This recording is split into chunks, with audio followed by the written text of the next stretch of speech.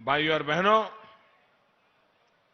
जब लाल किले से मैं पहली बार प्रधानमंत्री बना, लाल किले पर मेरा पहला भाषण था और मैंने लाल किले से जो भाषण दिया,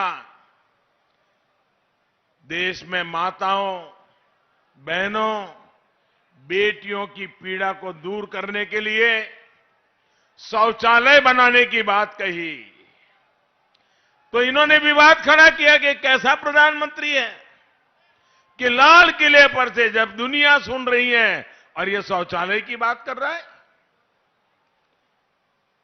भाइयों बहनों, न उन्होंने गरीबी देखी है, न उन्होंने गरीब की मुसीबत देखी है, न हमारी माताओं बहनों को कैसी मुसीबत से गुजरना पड़ रहा है। जब शौचालय नहीं होते थे, सूरज उगने से पहले अंधेरे में उसको जाना पड़ता था और रात को वो अंधेरे का इंतजार करती थी और दिन में कभी जाने की जरूरत पड़ गई तो वो पीड़ा सहन करती थी, लेकिन वो शाम का इंतजार करती रहती थी। क्या कभी मेरी इन माताओं बहनों की पीड़ा के विषय में किसी सरकार को सोचने की फुर्सत थी क्या? वो ऐसी जगह पे बैठे हैं कि उनको जमीन कभी दिखती नहीं थी। भाइयों बहनों, मैं तो आपके बीच में ऐसे आया हूं, इसलिए मुझे पता है पीड़ा क्या होती है, दर्द क्या होता है, मुसीबतें क्या होती हैं। और इसलिए भाइयों बहनों, जब मैंने शौचालय बनाने का अभियान चलाया, सरकारी खजाना मैंने खर्च करना तय कर लिया। मैंने कहा जिसको मेरी आलोचना करनी है करेंगे, जिसको मुझे नीचा दिखाने का प्रयास करना है वो करते रहेंगे, लेकिन मैं हिंदुस्तान में मेरी माताओं बहनों के लिए शौचालय के अभियान को चलाऊंगा। आज गांव-गांव, घर-घर शौचालय बने और मैं तो मेरे उत्तर प्रदेश की बेटियों का हृदय से अभिनंदन करना चाहता हूं, क्योंकि मेरी उत्तर प्रदेश की बेटियों ने जब ये शौचालय बना रहे थे तो मैं एक स्थान पर खुद शौचालय बनाने के काम में हिस्सेदार बनने के लिए गया था। तो वहां मुझे बताया गया कि हमने तो इसका नाम इज्जतघर रखा है। मेरी बेटियों ने मुझे कहा ये शौचालय सिर्फ नहीं है कि हम बहन बेटियों के लिए इज्जतघर है। जिस प्रदेश में ऐसी उम्दा सोच हो भाइयों बहनों, उस प्रदेश के लिए, उस देश के लिए जी जान से काम करना ये मेरा सौभाग्य है। दोस्तों, मेरा सौभाग्य है। केंद्र सरकार ने जब 3 तलाक के विरुद्ध कानून बनाया तो एक कानून के खिलाफ ये पूरे सारे कुनबा उसके खिलाफ हो गया, 3 तलाक के समर्थन में खड़े हो गए।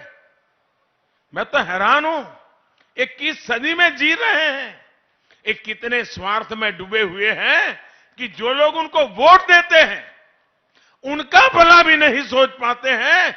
ऐसे लोगों पे कभी भरोसा किया जा सकता है क्या? ऐसे लोगों पे भरोसा किया जा सकता है क्या?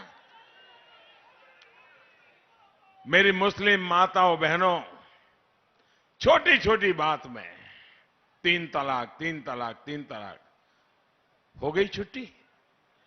वो बेटी बेचारी कहां जाएगी? कहां जाएगी? उस पिता का कल्पना कीजिए कि कितने उत्साह उमंग के साथ बेटी को शादी करके भेजी हो और 3 तलाक कह करके उसको घर वापस भेज दें, साथ में 1-2 बच्चे लेकर के आ जाएं। उस बूढ़े मां बाप का क्या हाल होता होगा जिनको ये झेलना पड़ता होगा। उस भाई का क्या हाल होता होगा जिसकी बहन वापस आई है। उस मां का क्या हाल होता होगा कि जिसकी बेटी ससुराल से अब लौट के आई है, उसकी जिंदगी कैसे बीतेगी? क्या मुझे बताइए, इन माताओं बहनों की रक्षा मुझे करनी चाहिए कि नहीं करनी चाहिए? इनका भला करना चाहिए कि नहीं करना चाहिए? क्या मैं सिर्फ वोट का ही सोचता रहूं, कुर्सी का ही सोचता रहूं कि देश का भी सोचूं कि ना सोचूं? लेकिन भाइयों बहनों, इनको तो 3 तलाक में भी विरोध था। आज मुझे हिंदुस्तान के हर कोने में से मेरी मुस्लिम बहन बेटियां जो आशीर्वाद दे रही हैं, क्योंकि उनके जीवन की रक्षा का मैंने बहुत बड़ा काम किया है। भाइयों बहनों, हमारे देश में गरीबी से लड़ने की ताकत, जब तक हम गरीब को सशक्त नहीं करेंगे ना, नहीं आने वाली है। नारे तो बोलते रहेंगे, गरीबी हटाओ, गरीबी हटाओ। जब तक गरीब सशक्त नहीं होता है, गरीबी खत्म नहीं हो सकती है। और जिस दिन गरीब सशक्त हो जाता है ना, वो भी गरीबी को खत्म करने के लिए हमारा सिपाही बन जाता है। और इसके लिए उस परिवार की गरीब मां का सशक्तिकरण, अगर गरीब मां को ताकत मिल गई ना, आप देख लीजिए, गरीबी को सामने लड़ने के लिए पुरुष के पास समय बच जाएगा, वो मेहनत करेगा और दोनों मिलकर के देखते ही देखते गरीबी से बाहर आ सकते हैं। और सरकार का ये काम है और ये काम करने के लिए आपने मुझे बिठाया है। गरीबों का भला करने के लिए आपने मुझे बिठाया।